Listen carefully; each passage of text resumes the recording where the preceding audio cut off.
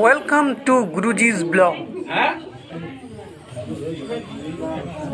আমি এই দিক থেকে দেরি হবে।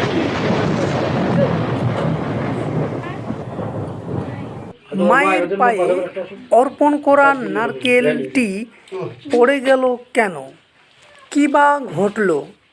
আপনার সকল প্রশ্নের উত্তর পেতে সম্পূর্ণ ভিডিওটি দেখুন, লাইক করুন, কমেন্ট এবং শেয়ার করুন। মা তারার কৃপা পেতে ভিডিওটি প্রচুর পরিমাণে শেয়ার করুন। বাবাজি ভক্তের আশা গোটা ফল দিয়ে মাকে অর্পণ করছেন।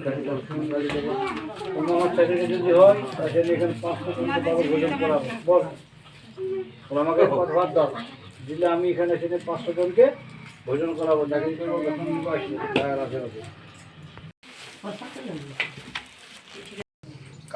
ভক্তগণ মনের আশা জন্য গোটা ফল অর্থাৎ নারকেল মায়ের পায়ে অর্পণ করেন।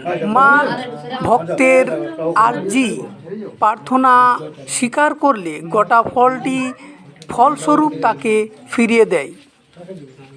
তাই মায়ের চরণে দেওয়া নারকেল ফলটি মায়ের চরণ থেকে পড়ে যায়।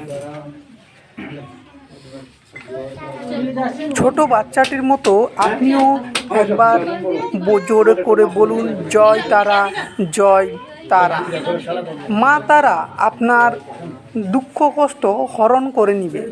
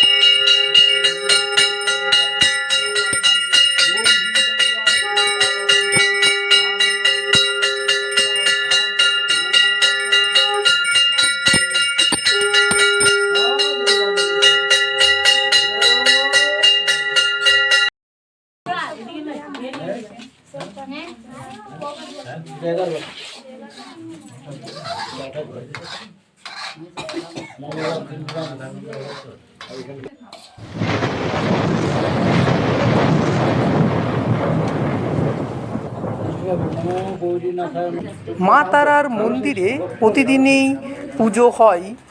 এখানে 11টা থেকে আপনার পুজো হয় বিকেল পর্যন্ত।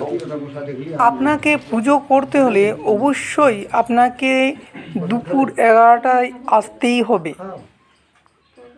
যে সকল দম্পতির সন্তান হয়নি তারা মায়ের কাছে এসে তারা সন্তান লাভ করেন। যাদের এখনও বিয়ে হয়নি তারা মায়ের কাছে এলে তারা কৃপা লাভ করে থাকেন।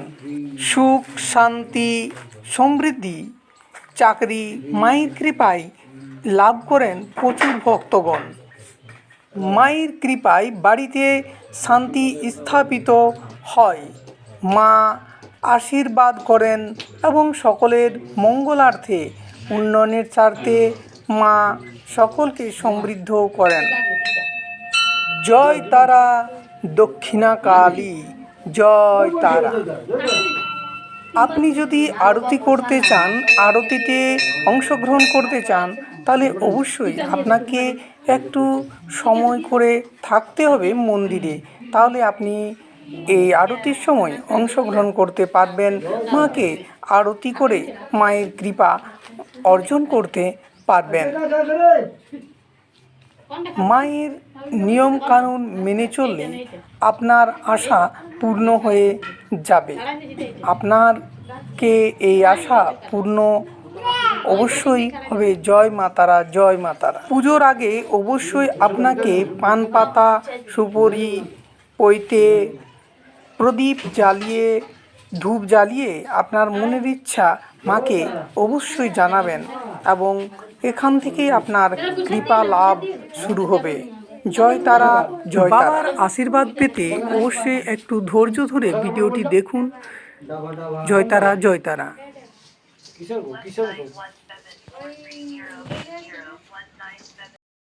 জয় মাতা, জয় মাতা। দেশ বিদেশ গ্রাম সকলের মঙ্গল কামনায় পূর্ণ করুন। আমরা মন্দির থেকে এই মুহূর্তে পৌঁছে গেছি। আমরা এখানেই আমাদের ভিডিওটি শেষ করলাম। ধন্যবাদ।